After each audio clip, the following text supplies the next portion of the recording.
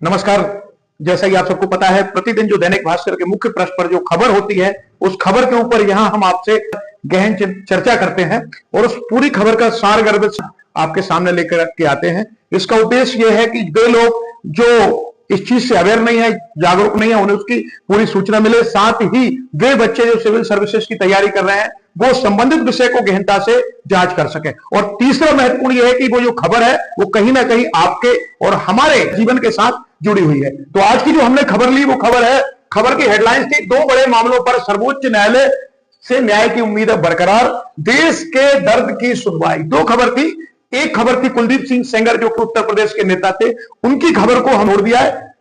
हमने महत्वपूर्ण खबर ली है अरावली की, क्योंकि हमारे हिसाब से ज्यादा तवज्जो या ज्यादा प्राथमिकता मिलना चाहिए अरावली की खबर को। क्यों मिलना चाहिए, तो उसके ऊपर हम आज चर्चा करते हैं। तो फैसला क्या है, सबसे पहले उस पर देखते हैं। देखिए, अरावली का संकट टला, सर्वोच्च न्यायालय ने कोर्ट की नई परिभाषा पर रोक लगाई। क्या परिभाषा, देखते हैं। तो साथियों, आपको पता होगा कि अरावली बहुत ही चर्चित विषय बना था, अरावली पर्वतमाला।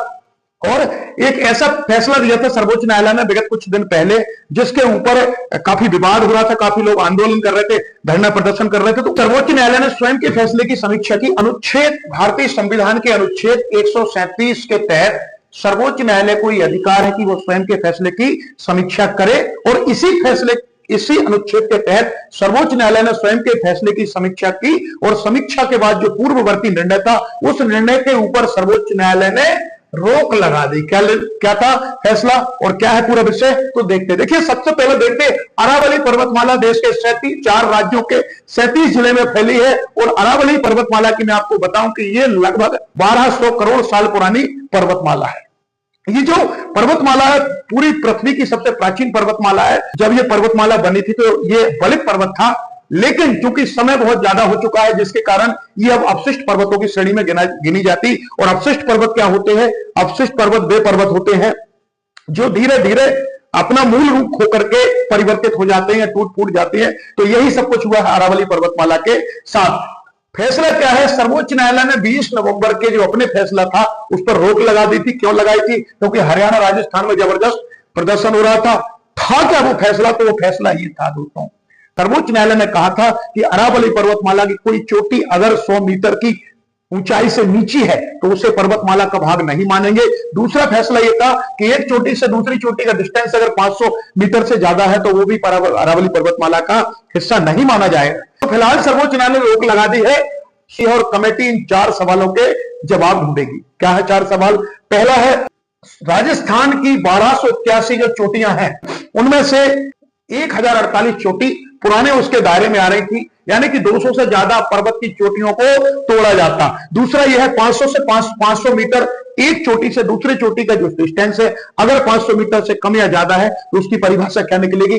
तीसरा यह है कि चूंकि अरावली पर्वत बहुत पुराना पर्वत है और जगह जगह ये खंडित हो गया है, तो इसमें लिखा गया है कि इस पर्वत की संरचनात्मक अखंडता कैसे सुरक्षित की जाए। यानी कि बेसिक जो जुड़ा हुआ पर्वत था अब समय के साथ टूट फूट गया है, इसकी चोटियां अलग अलग हो गई हैं। तो उन चोटियों को की जो पुरानी संरचना थी उसको अखंडित कैसे रखा जाए, यानी कि उसे कैसे माना जाए कि लगातार ये पर्वत है। यह है कि अरावली पर्वतमाला की जो परिभाषा है उसमें किन किन क्षेत्रों को शामिल किया जाए। ये आज के समाचार पत्र की खबरें हैं, लेकिन हम जानते हैं अरावली पर्वतमाला के विषय में कि अरावली पर्वतमाला क्या है। तो देखते हैं दोस्तों, अरावली पर्वतमाला लगभग 800 किलोमीटर लंबी पर्वतमाला है। इसकी शुरुआत गुजरात से होती है, गुजरात से इसकी शुरुआत होती है और ये दिल्ली तक जाती है। दिल्ली का जो राष्ट्रपति भवन है, जिसको हम कभी रायसीना हिल्स भी बोलते थे, या जिस चोटी के ऊपर, जिस पहाड़ी के ऊपर राष्ट्रपति भवन बना है, वो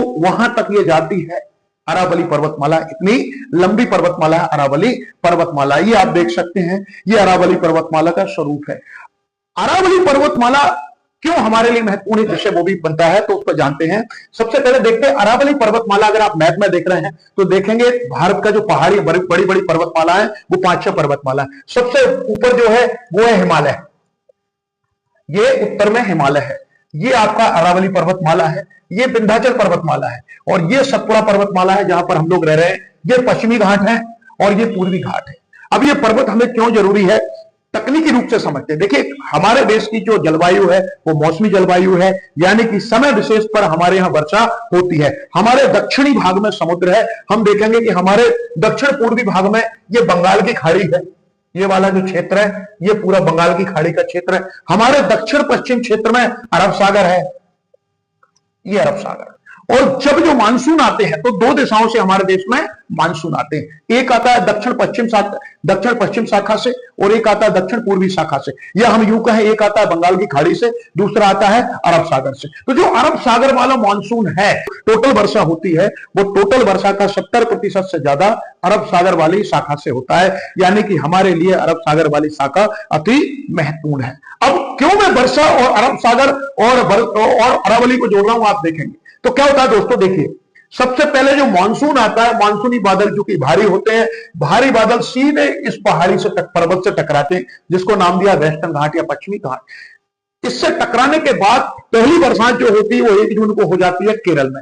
केरल में इससे टकराने के बाद वर्षा जो बादल होते हैं वो अपनी दिशा बदली कर लेते हैं और इस घाट के पैरेलल जाते हैं, पैरेलल समानांतर, और आगे जाकर के गुजरात के कुछ हिस्सों से जाकर को पार करने के बाद सीधे टकराते हैं अरावली पर्वत से। क्योंकि अरावली पर्वत दिल्ली की तरफ नीचा है, गुजरात की तरफ ऊंचा है, तो यहीं पर इस पॉइंट पर आप देखेंगे तो गुरु शिखर नाम की एक चोटी है 1722 मीटर जिसकी हाइट है, माउंट आबू में। वहां अरावली पर्वत की हाइट ज्यादा होने के कारण पूरे वर्षा वाले बादल इससे टकराते हैं और इससे टकराने के बाद सतपुड़ा की तरफ या हमारे क्षेत्र में मध्य प्रदेश महाराष्ट्र के क्षेत्र में वर्षा होती है और यहां से फिर वही बादल डाइवर्ट होकर हिमालय पर्वत से टकराते हैं। अब अगर अरावली पर्वत टूट जाएगा, अरावली पर्वत खत्म हो जाएगा तो क्या होगा। अरावली पर्वत खत्म हो जाएगा तो ये जो बारिश है वो सीधी पाकिस्तान निकल जाएंगे बादल, यानी कि भारत में ऐसी स्थिति बन जाएगी कि भारत निम्न वर्षा वाले क्षेत्र में परिवर्तित हो जाएगा। पहला महत्व अरावली का। अन्य महत्व अगर हम देखेंगे तो देखिए, अरावली पर्वत की जो भौगोलिक स्थिति है जिसका मैंने भी पहले वर्णन कर दिया था, यह गुजरात से शुरू होती है। ये देखिए, ये पर्वत यहां पर है, यहां से शुरू होती है और दिल्ली तक जाती है। रायसीना हिल्स भी इसी के ऊपर है। इसका जो फैलाव है 80% राजस्थान में है। उत्तर में बढ़ते क्रम में ये नीची हो जाती है, मैं आपको बता चुका हूं। दक्षिण में यानी इस तरफ ऊंची, यहां नीची हो जाती है। सबसे महत्वपूर्ण महत्वों में से एक महत्व इसका यह है कि यह मरुस्थलीकरण रोकने के लिए एक प्राकृतिक दीवार है। कैसे ही प्राकृतिक दीवार है तो देखेंगे, इस तरफ राजस्थान है, आप ब्राउन कलर में देख रहे होंगे, इस तरफ राजस्थान का अन्य क्षेत्र है, इस तरफ थार का मरुस्थल है, ये थार का मरुस्थल है। आप सभी को पता है कि मरुस्थल में जो आंधियां चलती हैं वो अपने साथ बहुत सारी धूल रेत को उड़ा करके लाती हैं और उड़ा करके लाने के बाद सीधी टकराती हैं अरावली पर्वत से। अगर ये अरावली पर्वत ना हो तो जो धूल है, जो मिट्टी है, वो इस तरफ आ जाए। किस तरफ आ जाएगी? मध्य प्रदेश की तरफ, उत्तर प्रदेश की तरफ, या भारत के अन्य हिस्सों में, या राजस्थान के ही अन्य हिस्सों में। तो हम कह सकते हैं कि यह एक प्राकृतिक दीवार के रूप में काम करता है मरुस्थल को रोकने के लिए। मानसूनी हवाओं को रोककर वर्षा कराने में मदद करता है। मैं ये आपको पहले ही बता चुका हूं कि किस प्रकार से जब अरब सागर की शाखा से वर्षा के बादल आते हैं तो आकर के अरावली पर्वत से टकराते और टकराने के बाद डाइवर्ट होते हैं और डाइवर्ट होकर के देश के अन्य हिस्सों में बारिश कराते हैं। इसका एक महत्व है कि बहुत सारी नदियां जो हैं वो नदियां इससे निकलती हैं। आप देखेंगे अरावली पर्वत के इस साइड से खारी नदी, मेज नदी, बनास नदी ये निकलती है और ये सारी की सारी चंबल में मिलकर के, यमुना में मिलकर के गंगा नदी तंत्र का हिस्सा बन जाती है। चंबल के पश्चिमी तरफ से एक नदी निकलती, साबरमती नदी। ये वही साबरमती नदी है जहां पर गांधी जी ने साबरमती आश्रम बनाया था अहमदाबाद में। दूसरी महत्वपूर्ण नदी है लूनी नदी। आप देख सकते हैं लूनी नदी जो मरुभूमि की जीवन रेखा है, लाइफ लाइन है। तो ये महत्वपूर्ण नदियां भी निकलती हैं। तो अगर अरावली खत्म हो जाएगा तो नदियां भी खत्म हो जाएंगी, मानसून भी खत्म हो जाएगा, वर्षा भी नहीं होगी और जो थार के मरुस्थल में रेत है वो देश के अन्य हिस्सों में आ जाएगी। यही नहीं दोस्तों, यही नहीं, इसका और भी महत्व है। एक महत्व और महत्वपूर्ण वो हम देखते हैं, चूंकि अरावली पर्वतमाला में जैव विविधता बहुत सारी है। जैव विविधता का मतलब होता है बहुत सारे जीव जंतु। यहां पर घास के मैदान है, तेंदुआ, नीलगाय, सियार, कई प्रकार के जीव जंतु हैं और ये जीव जंतु हमारे पारिस्थितिकी तंत्र की, यानी कि जो हमारा इकोसिस्टम है उसकी बैकबोन है, रीढ़ की हड्डी है। पारिस्थितिकी का महत्व आप सभी को पता है कि एक जीव से दूसरा जीव जुड़ा है, एक जीव खत्म होगा तो दूसरा जीव खत्म होगा, और अगर जीव खत्म हो गए तो हम भी खत्म हो जाएंगे। तो अरावली पर्वतमाला जो कि पुरानी पर्वतमाला है और पुरानी होने के कारण इस पर बहुत सारे जीव जंतु रहते हैं। न सिर्फ जीव जंतु बल्कि बहुत सारी वनस्पति जो सिर्फ और सिर्फ अरावली में पाई जाती है, वो सारी वनस्पति भी यहां पर रहती है। सबसे महत्वपूर्ण बात है 182 से अधिक पक्षी अरावली पर्वत में रहते हैं, 182 से।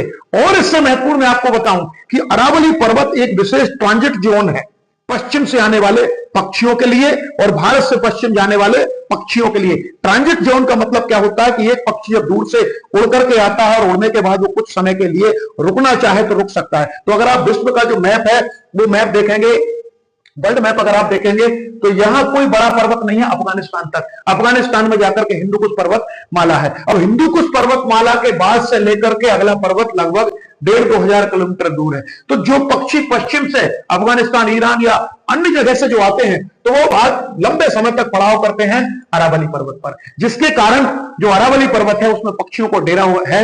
182 से ज्यादा जो पक्षी हैं वो पक्षी अरावली पर रहते हैं। इसका और भी बहुत सारा महत्व है, क्योंकि आपको पता है राजस्थान राजाओं का स्थान है। भारत में सबसे ज्यादा रियासतें, सबसे ज्यादा रजवासी जो है वो राजस्थान में रहे हैं, और राजस्थान में जो राजा रहे हैं उन्होंने बहुत सारे किले बनाए हैं। आप देखें बहुत सारे किले बनाए हैं, और आज जो किले हैं वो टूरिज्म का, पर्यटन का विशेष क्षेत्र बन चुके हैं ये किले। तो अगर अरावली जाएगा, यहां की जैव विविधता जाएगी, तो धीरे धीरे कहीं ना कहीं हमारी जो प्राचीन धरोहर है उसके लिए भी बहुत सारा नुकसान पहुंचेगा। न सिर्फ धरोहर, इसके अलावा और भी महत्वपूर्ण चीजें हैं कि अरावली पर्वत में 90% से ज्यादा खनिज, कौन से खनिज?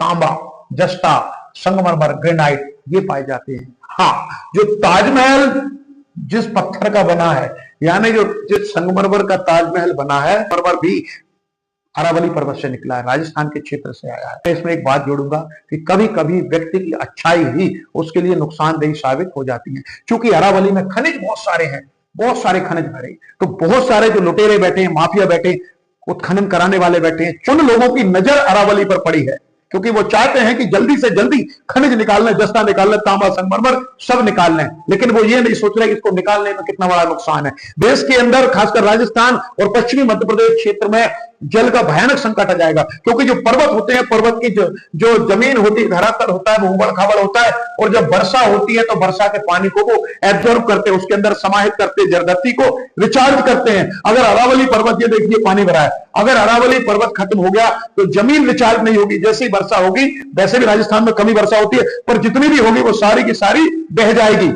चंबल नदी के जल के ऊपर सीधा सीधा असर पड़ जाएगा, लूनी नदी सूख सकती है, बनास नदी, कई प्रकार के संकट हैं। तो जो आज का फैसला है उस फैसले के ऊपर जाते हैं, कंक्लूज करते हैं कि सर्वोच्च न्यायालय ने जो अनुच्छेद 133 के तहत स्वयं की फैसले की जो समीक्षा की है वो कई प्रशंसनीय है, सराहनीय है, और समय समय पर देश की न्यायपालिका ने अपने स्वयं के ऐसे निर्णय सुनाए हैं जो कि ऐतिहासिक निर्णय हो गए हैं। समय समय पर सर्वोच्च न्यायालय ने जो अपने ही निर्णय उनको पलटे हैं, और आज भी देश के अंदर बहुत सारी हम कह सकते हैं कि अच्छी चीजें हो रही हैं। वो इसलिए भी हो पा रही है कि भारत के अंदर अभी तक न्यायपालिका की स्वायत्तता है, नहीं तो अब तक जो खनन उत्खनन करने वाले जो पूंजीपति लोग हैं वो पता नहीं क्या कर देते। आपको पता होगा हसदेव का जंगल लोहा आयस के लिए खुद खत्म कर दिया, लोहा निकालने के लिए, कोयला निकालने के लिए खत्म कर दिया। वर्तमान में सीधी सिंगरौली में हजारों पेड़ काटे जा रहे हैं। 4 दिन पहले भोपाल की खबर आई थी, 1200-1400 पेड़ वहां काटने की खबर आ रही थी, वहां कट रहे हैं। इसके अलावा बक्सवा, जो मध्य प्रदेश के पन्ना क्षेत्र में बक्सवा का जंगल है, हीरा निकालने के लिए काटा जा रहा है। मेरा मानना यह है कि विकास जरूरी है, लेकिन विकास के साथ विनाश नहीं होना चाहिए। जो कोयला है, जो खनिज है, संगमरमर, जस्ता, ग्रेनाइट, तांबा, ये तो पड़ा है अरावली के अंदर ही है, वो कहीं नहीं जा रहा। हम नहीं निकालें, हमारी आने वाली पीढ़ियां निकालेंगी, लेकिन आज जो जंगल अगर खत्म हो जाएगा तो शायद किसी में हिम्मत नहीं है कि फिर से इतना बड़ा जंगल या पर्वत खड़ा कर दे। इतना बड़ा जो 800 किलोमीटर लंबी पर्वतमाला फिर से कोई तैयार कर दी है, कोई नहीं कर सकता। ये ईश्वर कर सकता है, हमारी प्रकृति माता कर सकती है। तो पुनः एक महत्वपूर्ण खबर के साथ, मेरे ख्याल से आपको अरावली पर आज का जो निर्णय था सर्वोच्च न्यायालय का, उसके बारे में भी अवगत आप हो गए होंगे।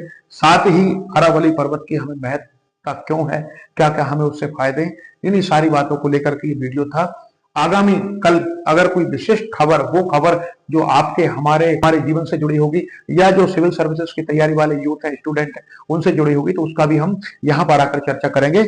आपने वीडियो के लिए समय दिया, इसके लिए बहुत बहुत धन्यवाद। संकल्प फाउंडेशन के माध्यम से यहाँ पर संकल्प क्लासेस चलाई जाती, जो कि प्रतियोगी परीक्षाओं की हम तैयारी कराते हैं, और ये संपूर्णतः निःशुल्क है। तो जो बच्चे भी अगर देख रहे होंगे, जो स्टूडेंट देख रहे होंगे, अगर ऑनलाइन क्लास, ऑनलाइन के माध्यम से आप तो देखते रहते हैं, ऑफलाइन में भी हमारा अभी बैच शुरू हुआ है, आप चाहें तो आ सकते हैं। बहुत बहुत धन्यवाद। जय हिंद।